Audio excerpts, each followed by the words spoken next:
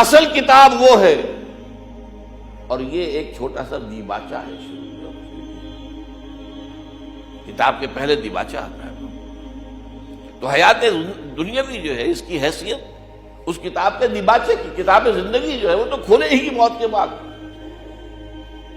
سورہ عنکبوت میں فرمایا وَإِنَّ الدَّارَ الْآخِرَةَ لَهِيَ الْحَيَوَانُ لَوْ كَانُوا يَعْلَمُونَ، حقیقت میں تو آخرت کا گھر ہے، اصل گھر، وہ اصل زندگی ہے۔ اللہم لا عیش الا عیش الآخرہ، یہ جہاد میں قتال کے وقت صحابہ کرام اللہم لا عیش الا عیش الآخرہ، اے اللہ آخرت کی زندگی کے سوا کوئی زندگی نہیں، یہ کوئی زندگی نہیں ہے ہماری۔ آدمی بلبلا ہے پانی کا، کوئی زندگی ہے یہ؟ ایک لمحے کا تو آپ کو یقین نہیں ہے کہ آپ زندہ رہیں گے۔ ہاں بھلائے رکھیں اپنی موت کو، دوسری بات ہے، کیا پتا مسجد سے نکلیں اور راستے ہی میں کہیں آپ کا ایکسیڈنٹ ہو، کیا پتا؟ لیکن ہم اسے دور رکھتے ہیں، اپنے تصور سے دور رکھتے ہیں۔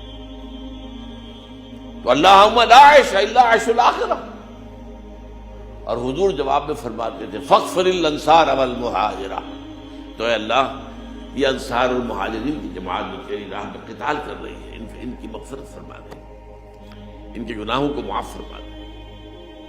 تو اس اعتبار سے اب یا تو وہ کام کرو جن سے تمہاری دنیا کی کوئی ضرورت پوری ہو، ضرورت،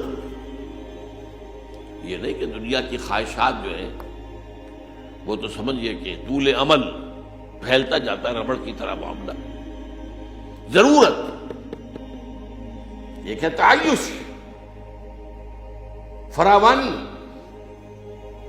زیادہ سے زیادہ سہولتیں، یہ نہیں، ضرورت یا تو دنیا کی کوئی ضرورت پوری ہو، اور یا آخرت کے اندر انسان کو اس کا اجر و ثواب مل سکے۔ اس دو کے علاوہ کسی تیسرے کام کے لیے یہ زندگی کا کوئی لمحہ ضائع کرنا، یہ ایمان اور اسلام کے منافی ہے۔ اس کا مطلب ہے آپ کو آخرت پر یقین نہیں۔ یہی وجہ ہے سورہ مومنون میں فرمایا قد افلح المؤمنون الذین هم فی صلاتهم خاشعون والذین هم عن اللغو معرضون۔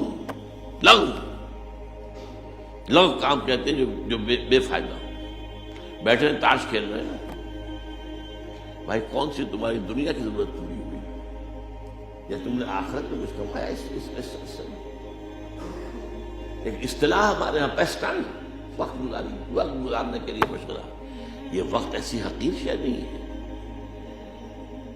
تو اس کا پوٹینشل ہے، اسی سے تو بنا سکتے ہو آخرت کو اللہ کے لیے، اجر اللہ کے ہاں سے اسی وقت کے ذریعے سے کماؤ گے، یہ ضائع کرنے کی شے نہیں ہے۔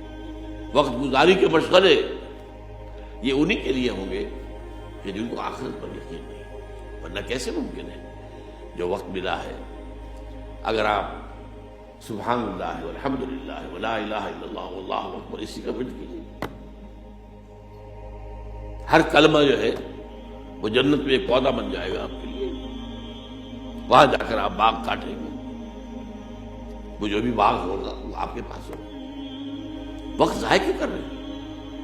یا دنیا کی کوئی ضرورت پوری ہو رہی، ٹھیک ہے، آپ کو معاش کے لیے کام کرنا ہے، اپنے لیے، اپنے بال بچوں کے لیے روزی کمانی ہے، ٹھیک ہے، یا تو اس میں رہے، اور یا پھر آخرت کے کمانے کے لیے لگے۔ تیسرا کام نہ، والذین هم عن اللغو معرضون، اور آپ کے علم میں ہوگا بہت سے حضرات کے کہ سورہ مومنون کی جو ابتدائی 11 آیات ہیں اسی کے ہم معنی اور بہت مشابہ سورہ معارج کی آیات ہیں،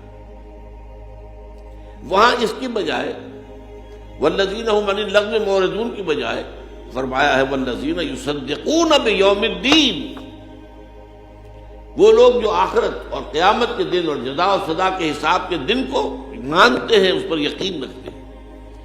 یعنی اگر جزا و سزا کے قانون پر ایمان ہے، یوم الدین جزا و سزا کے دن پر یقین ہے، تو پھر کیسے ممکن ہے آپ کسی لغو کام کے اندر مقصد کریں؟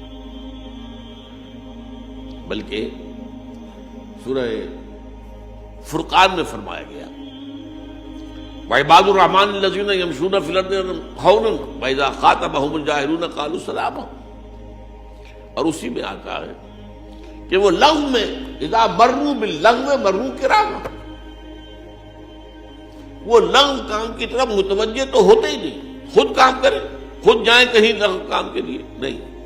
اگر کہیں گزر ہو جائے اتفاق سے، آپ جا رہے تھے، جانا ہے کہیں سڑک پر جا رہے ہیں تو آپ نے دیکھا ڈوڈگی بجی ہے، لوگ جمع ہو رہے ہیں، کوئی کھیل تماشا ہوگا، کوئی مداری ہوگا، کوئی کرتب دکھائے گا، کوئی دھوکے دے گا، کوئی ہنسائے گا، کچھ یہ کرے گا، کوئی پیسے آپ سے بیٹھے گا.